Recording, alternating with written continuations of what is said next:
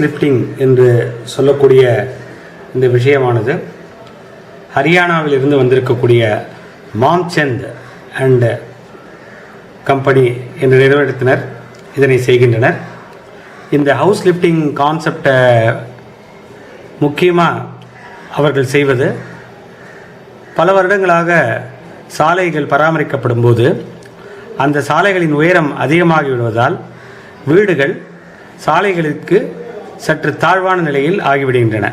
அப்படிப்பட்ட இந்த வீடானது சென்னை அரும்பாக்கம் ஜெயினர்கள் இருக்கக்கூடிய திரு சாய்குமார் அவர்களின் வீடாகும். இந்த வீடானது சாலை மட்டத்தை காட்டிலும் சுமார் 1 அடி கீழே சென்றிருக்கிறது. இந்த வீட்டை உயர்த்துவதற்காகவே மாம்சந்த் நிறுவனத்தினர் இந்த வீட்டில் பணியில் ஈடுபடுகின்றனர். இந்த வீட்டின் உள்ளே நீங்கள் காணும் அனைத்து பொருட்களும் அப்படியே வைக்கப்பட்டிருக்கிறது.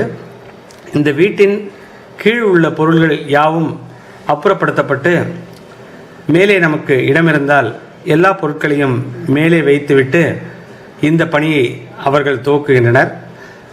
இந்த பணியில் முக்கியமான விஷயம் என்னவென்றால், இந்த எலக்ட்ரிசிட்டி மற்றும் தண்ணிக்கு உண்டான லைன்கள் யாவும் அப்படியே இருக்கும். இந்த ஷோகேஸில் இருக்கக்கூடிய பொருட்கள் கூட அப்படியே வைத்திருக்கப்படலாம். மற்றபடி எந்த மாற்றமும் நாம் செய்ய தேவையில்லை. டாய்லெட்டை பொறுத்த வரைக்கும் அதற்குரிய லைன் கட் செய்யப்படும். காரணம், இந்த பில்டிங் ஆனது ஹவுஸ் லிஃப்டிங் செய்யப்படும் போது உயர்வதால் அந்த லைன் அங்கிருந்து துண்டிக்கப்பட்டு பின்னர் அது சேர்க்கப்படும். இந்த தரையானது மீண்டும் செப்பனிடப்பட்டு மண் நிரப்பப்பட்டு பின் அங்கே புதியதாக தரை ஃப்ளோரிங் செய்யப்பட வேண்டும். அது எந்த வகையான ஃப்ளோரிங்காக இருந்தாலும் நாம் செய்து கொள்ளலாம். ஷோகேஸ் மற்றும் இதர விஷயங்கள் யாவும் இங்கே இருக்கலாம். ஒரே ஒரு நிர்பந்தம் என்னவென்றால், இங்கே குடியிருப்பவர்கள் இங்கே வசிக்க முடியாது. மற்றபடி ஃபேன் முதலியான அனைத்து கேட்ஜெட்டுகளும் அப்படியே இங்கே இயங்கிக் கொண்டிருக்கும். இது ரோடு மட்டத்தை காட்டிலும் 1 மட்டம் கீழே இருப்பதை காண்கிறீர்கள். இது வீட்டின் பின்புறம். அதேபோல் அந்த அவுட்டர் பிளாட்ஃபார்மிலிருந்து கீழே இருக்கிறது. இது போன்று வீட்டுக்கு கீழே பேஸ் மட்டத்தில் பள்ளங்கள் ஏற்படுத்தப்பட்டு அங்கே ஜாக்குகள் என்று சொல்லப்படும் இவைகள் இன்ட்ரடியூஸ் செய்யப்படுகின்றன. இவ்வாறு பள்ளம் நோண்டப்பட்ட வீடை இப்போது நீங்கள் காண்கிறீர்கள். தண்டவாளம் போன்ற ஒரு கம்பி இடப்படுகிறது. இவைகளே அந்த ஜாக்குகள் ஆகும். ஒவ்வொரு ஜாக்கும் 1 அடி உயரம் இருக்கிறது. இந்த வீட்டோடு ஒட்டிய ஒரு மாடிப்படியும் இருக்கிறது. அதற்கு மறுபக்கத்தில் ஒரு பெரிய பள்ளம் இடப்பட்டிருக்கிறது. அவ்வாறு பள்ளம் தோண்டப்பட்டு அந்த ஜாக்குகள் நாம் இன்ட்ரடியூஸ் செய்வதற்கு ஏதுவாக செய்யப்படுகின்றன. இவ்வாறு ஜாக்குகள் சிறிது சிறிதாக சேர்க்கப்பட்டு அவை அடிக்கு ஒன்றாக செய்யப்படுகின்றது. இவ்வாறு மாடிப்படியும் துண்டாக தனியாக செய்யப்பட்டிருக்கிறது. இந்த மாடிப்படிக்கு கீழே கட்டு வேலை செய்து அந்த ஜாக்கை இன்ட்ரடியூஸ் செய்திருக்கிறார்கள். இது காலம் அமைப்புடன் இருக்கும் மாடிப்படியை கட் செய்து அங்கே வெல்டு செய்து விடுகிறார்கள். இந்த ஜாக்குகள் இவ்வாறாக கூடுதலாக எண்ணிக்கையில் செய்யப்பட்டு ஆள்கள் குனிந்தவாறு இந்த ஜாக்குகளை இட்டு இந்த கட்டடத்தை தூக்குகிறார்கள். அவ்வாறு தூக்கும் போது சுமார் 20 நபர்கள் இந்த பணியில் ஈடுபடுகிறார்கள். இந்த ஜாக்குகள் ஒவ்வொன்றிற்கும் 10 ஜாக்குகளுக்கு ஒருவர் என்ற வகையில் இங்கே செயல்படுத்தப்படுகிறது. இதுவே ஜாக் ஆகும். இது 1 அடி உயரம், 90 டன் வரை எடை தாங்கும். இது போன்று சுமார் 200 ஜாக்குகள் இந்த கட்டிடத்தில் பணியில் ஈடுபட்டிருக்கின்றன. இப்பொழுது நீங்கள் பார்ப்பது இந்த ஜாக்குகள் இன்ட்ரடியூஸ் செய்யப்பட்டு இந்த பில்டிங் மேலே உயர்த்தப்படும் காட்சியாகும். இந்த ஜாக்குகளில் 5 துளைகள் இருக்கின்றன. அந்த 5 துளைகளிலும் இது போன்ற கம்பி உள்ளே நுழைக்கப்பட்டு அவை சுற்றப்படுகிறது. எவ்வாறு இது 20 பெயர்களாலும் இணைந்து செயல்படுத்தப்படுகிறது என்பதற்கு இங்கே விளக்கம் தரப்பட்டுள்ளது. இந்த ஜாக்குகளில் கீழ் வரிசையில் ஒரு ஆரோ மார்க், அப் ஆரோ ஒன்று இடப்பட்டுள்ளது. அதன் மேல் ஒரு வெள்ளை கோடும் அருகே ஒரு சிகப்பு கோடும் உள்ளது. அந்த குழுவின் ஃபோர்மன் இந்த ஜாக்கை சுற்ற வேண்டும் என்று கூறியவுடன் அந்த கீழிருக்கும் ஆரோவிலிருந்து மேலிருக்கும் வெள்ளை ஒரு முறை சுற்றப்படுகிறது. அந்த ஆரோவுக்கு நேராக இந்த வெள்ளை கோடு வருகிறது. அவ்வாறு 10 ஜாக்குகளும் ஒருவரால் இங்கே செய்யப்படுகிறது. இப்போது நீங்கள் அந்த அப் ஆரோவை பார்க்கிறீர்கள். அதன் பின் லால் என்று அவர் குரல் கொடுத்து அந்த சிகப்பு வண்ணம் இருக்கக்கூடிய இடத்திலிருந்து ஒரு சிகப்பு வரை அந்த ஏரோவுக்கு நேராக வைக்கப்படுகிறது. இவ்வாறு 2 சுற்றுகள் ஒவ்வொரு ஜாக்குக்கும் செய்யப்பட்டவுடன் இந்த பில்டிங் ஆனது 1 அங்குலம் மேலே உயரும்.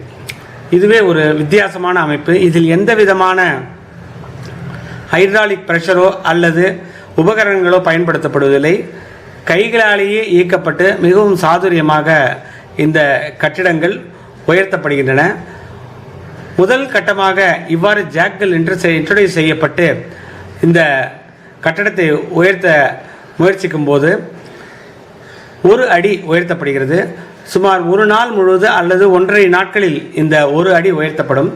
இவ்வாறு 1 அடி உயர்த்திய பின் கட்டு வேலை செய்யப்படுகிறது. இந்த கேப்பை ஃபில் செய்வதற்காக இதற்கென தயாரிக்கப்பட்ட பிரத்யேக செங்கல் மூலம் கட்டு வேலைகள் இடப்படுகிறது.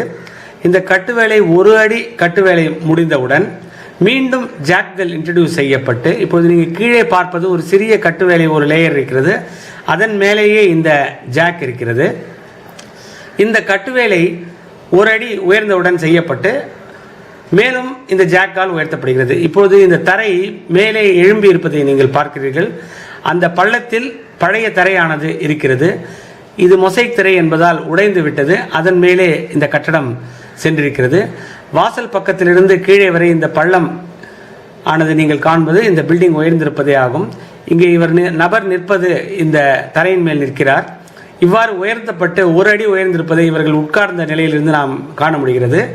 இவர்கள் மாம்சங் நிறுவனத்தை சேர்ந்தவர்களும் இந்த வீட்டுக்கு சொந்தக்காரரும் ஆவார்கள். இவ்வாறு பள்ளம் செய்யப்பட்டு நீங்கள் வீட்டு வாசலில் இருக்கக்கூடிய இந்த கேப்பின் மூலம் கட்டடம் உயர்ந்திருப்பதை பார்க்கலாம். இது 2வது கட்டமாக 2 அடி இந்த ஜாக்கு கொண்டு உயர்த்தப்பட்டுள்ளது. இவ்வாறு உயர்த்திய பின் 1 அடி கட்டு வேலை செய்யப்பட்டு மீண்டும் உயர்த்தப்படும் காட்சியை நீங்கள் பார்க்கிறீர்கள். இது போன்ற காலங்களாக இருந்தாலும் கட்டு வேலை செய்து உயர்த்தலாம். ஒவ்வொரு ஸ்டேஜ் பை ஸ்டேஜாக இந்த கட்டிடம் உயர்த்தப்படுகிறது. இவ்வாறு ஜாக்கள் இன்ட்ரடியூஸ் செய்யப்பட்டு கீழே கட்டு வேலையானது மிக சாதுரியமாக நிகழ்த்தப்படுகிறது. 4 புறங்களும் இதுபோல் செயல் ஏற்படுத்தப்படுகிறது. இது வீட்டுக்குள்ளே நீங்கள் காண்கிறீர்கள்.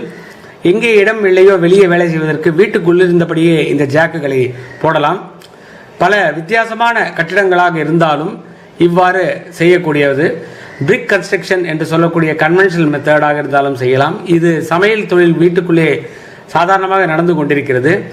இந்த கட்டடம் இப்பொழுது நீங்கள் பார்ப்பது காலம் கன்ஸ்ட்ரக்ஷன் என்று சொல்லப்படுவது. இது மிக சாதுரியமாக இந்த இடத்துல ஒரு கிணறு இருக்கிறது. இந்த கிணறுக்கு இந்த புறத்தில் இருக்கக்கூடிய பீமை அழகாக லிஃப்ட் செய்திருக்கிறார்கள். இந்த பைப்பை நீங்கள் பார்க்கிறீர்கள்.